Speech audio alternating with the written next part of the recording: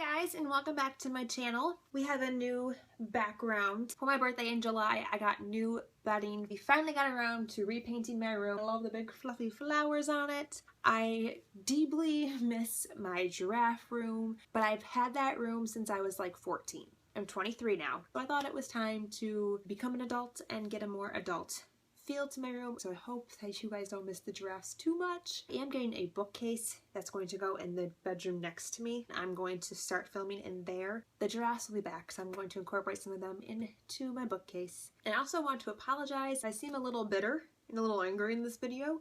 I've already filmed this video. I want to go edit it today, and the file is corrupted.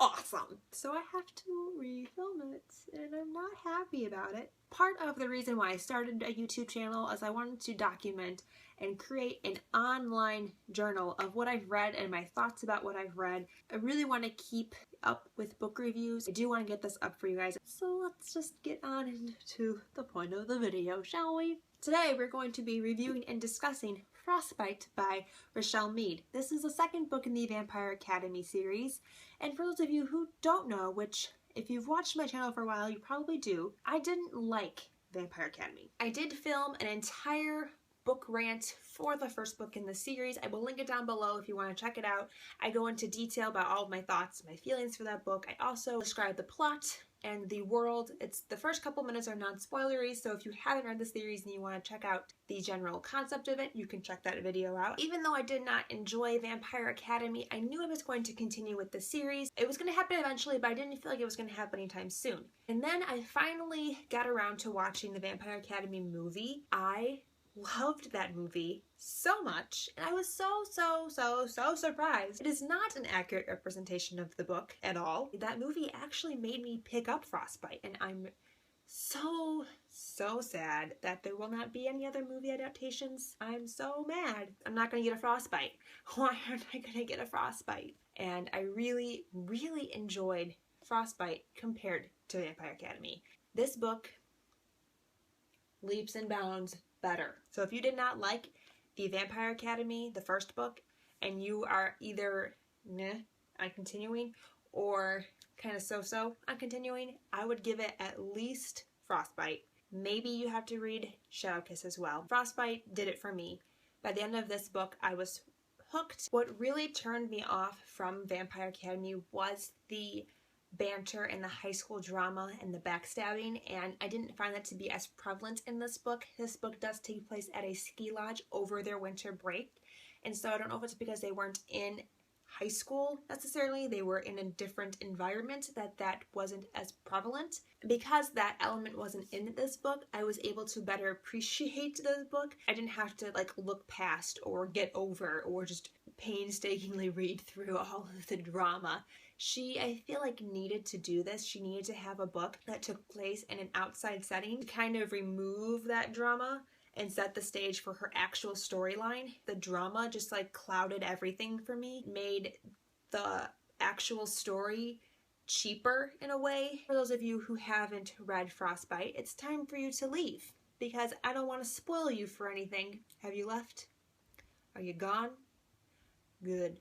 So this book starts off with Dimitri and Rose traveling to a very well-known and respected guardian's residence for Rose to take one of her final exams. When Rose and Dimitri get there, something's a little amiss. The whole family in this residence, all the guardians, completely massacred. And as they're looking around trying to find out what had happened to this family, Rose discovers a stake in the snow. 4 magical elements are used to bind the stake, and that's what gives it its magical ability. And that's the same thing that they do when they set up a ward. So when you stab a stake through the ward, it cancels out the magic, and then the ward comes down, and the bad guys can enter the premises.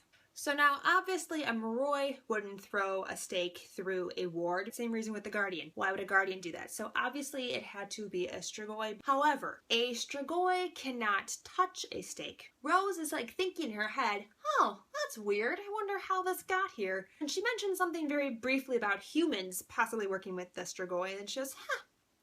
And writes it off, and it's like, no, it couldn't have been humans. That's just not possible.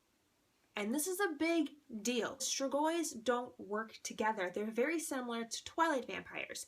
They're very solitary beings. So Rose and Dimitri return back to the school. It's about time for them to go on winter break. And all of the Maroi families don't feel safe with their children returning home. And this is the part that just really gets me. It just really boggles my mind. I don't understand. The Maroi parents don't feel safe with their children going home. So their solution, to take all of the students at the school and put them in one ski resort. Let's huddle them all together in one area, because that sounds intelligent, so we can just be like a sitting duck, rather than be spread out across the country, which might make it a little bit harder for this one band of Strigoi to attack us. Why was that a good idea?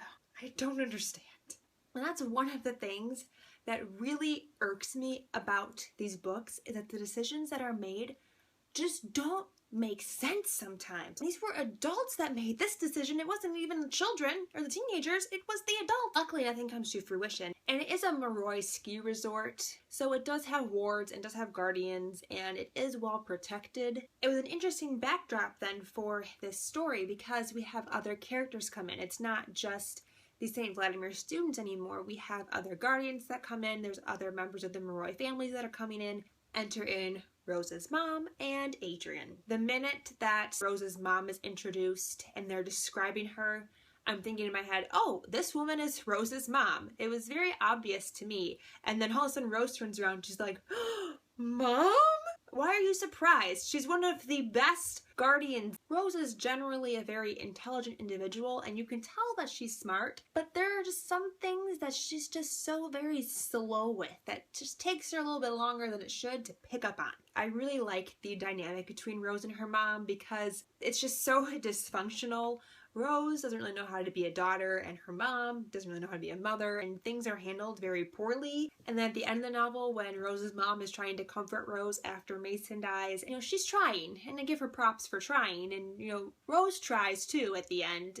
They're just too headstrong. Because they're so just like battering ram, it's like a full-on collision when they butt heads. Hence why they get into a huge smackdown, pretty much, and Rose's mom punches her in the face, right in the eye. Regardless of how not the best your relationship is with your daughter, I don't think it's entirely appropriate to punch her in the face. And I really, really enjoyed Adrian. And it was so obvious from the beginning that his interest in Lissa had nothing to do with romance. It was completely because she was a spirit user, and I thought that it was very obvious that Adrian was a spirit user, and nobody else was picking up on this. He's dream walking into Rose's dreams, and Rose is just thinking that she's dreaming about him, but it's very obvious that he's going into her dreams on purpose and he's trying to warn her. I just really enjoyed Adrian a lot.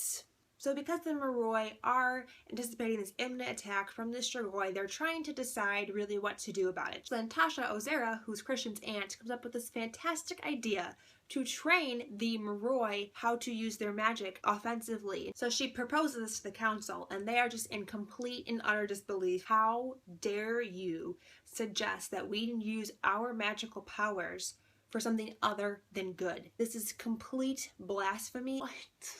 What?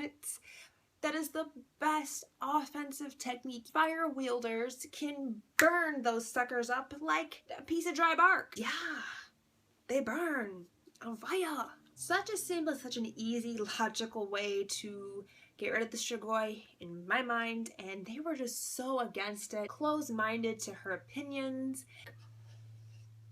This gonna bite you in the ass. They haven't really explained why Maroi no longer want to wield their powers in battle. What is the point of having these powers if you don't use them for anything?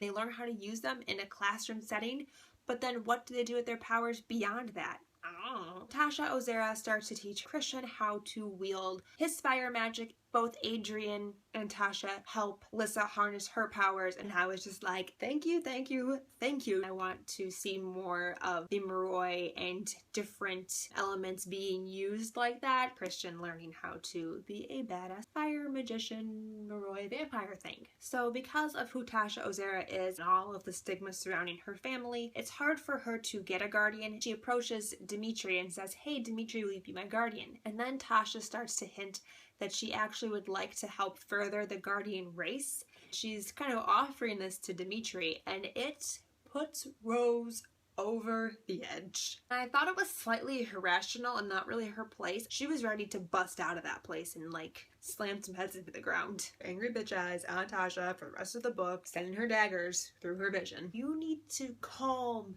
down, girl. And then as the book goes on, we find out that there have been other attacks. Another entire royal family has been decimated. Band of Strigoi forming in Spokane, Washington. And Dimitri tells this to Rose, which I don't think is the best idea, because then Rose goes and blabs it to Mason. She's Rose and she can't keep her big mouth shut. I really did like the dynamic between Rose and Mason. She was finally giving him a chance, yet I do feel kind of bad for Mason because it's very obvious that he has stronger feelings for Rose than she does for him. She was kind of leading him on, almost like a sad little puppy. Then Mason's missing.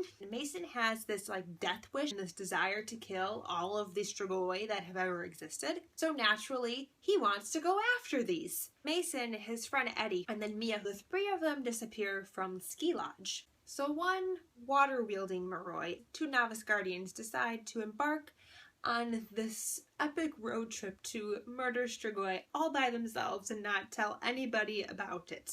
When Rose discovers this, rather than telling someone like Dimitri, she goes and grabs Christian and convinces Christian to help her bust out of the ski lodge as well. It's just such a smart idea. Like I mentioned, sometimes the decision making in these books is just not all there.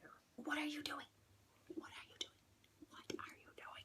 And they finally catch up in Spokane at the strip mall that they all know the Strigoi are supposed to be at. They don't see any of the Strigoi. They're all kind of bummed and sad. Oh, darn, we're not gonna die today. That sucks. So they start to explore these sub-level maintenance tunnels of the mall, and Rose comes across this list of letters on the wall, and a couple of the letters are crossed off. Now to me, it was very obvious that it was a list of the first initial of all of the Royal Moroi families. It was blatantly obvious that that's what this was. It took Rose a smidge bit longer to piece it together though. When it finally clicks in Rose's mind, she's like, we need to get out of here immediately. So they take off like bats out of hell out of this mall. And in their panic and fury, they get turned around, they get lost, and they don't know where they are anymore. And a van pulls up to this alleyway. These Strigoi jump out, they kidnap a group of 5, and they take them off to this hideaway house. Are we surprised they got kidnapped? No.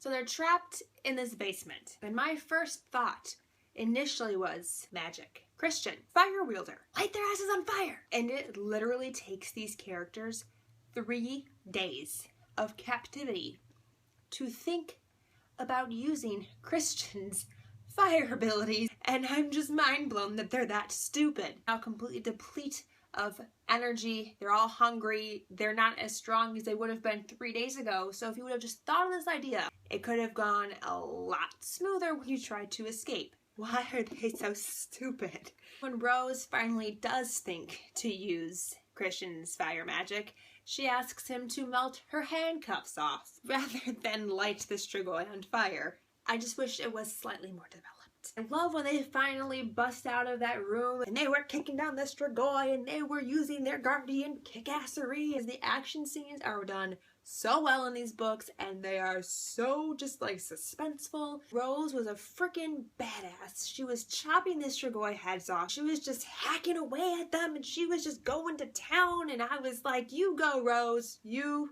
go Rose. Mason does a wonderful job being very valiant and getting everybody out, and she says to leave her. What does he do? He comes back for her, and I was like, stupid, stupid, stupid. And then this Strigoi snaps Eddie's neck. 1 minute Mason was alive and he was fighting, the next minute Mason was dead. There were other things going on that it kind of like clouded his death a little bit, and I didn't feel Mason's death so much. It just blew my mind that, again, another dumb decision. Mason comes back for her, but you brought all of these stakes with you on this mission and you left them out there. Where did these stakes go? Did the Strigoi take them? I mean, they couldn't have taken them because they can't touch them, so where did the stakes go? Why couldn't you use one of the stakes that you brought with on your mission to kill the Strigoi, and then maybe you wouldn't have died? Thank God that those guardians showed up when they did. If they showed up any later, I think those kids would have been just like in the fetal position, just like rocking like this. I know I would have been. And then we have Mia. She went from being that bitchy, awful, mean girl to a character that I really could have sympathy for. I really, really enjoyed this book. It was such a better book than Vampire Academy. If this book doesn't sell you for the series, read Shadowkiss, you will be sold. And those are all my thoughts. Tell me in the comments down below what you thought of this book versus the first book. Thank you guys so much for watching. I really appreciate it. And until next time, I'll talk to you very soon. Bye! I'm so mad. Oh, I'm so mad about this.